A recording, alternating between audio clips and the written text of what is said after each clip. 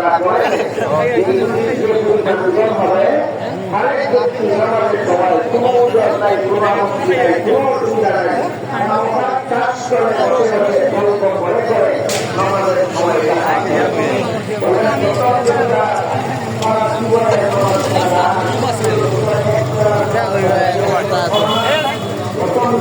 খাবার জীবনের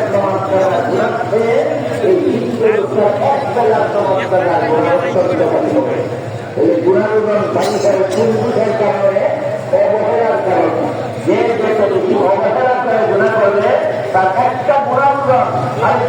সারা জীবনের সমস্ত গুণানুগণের চলায় হবে। এই জীবনটি আমার মনে হয় শুধু মানুষের কাছে সর্বত্র মুসলমানদের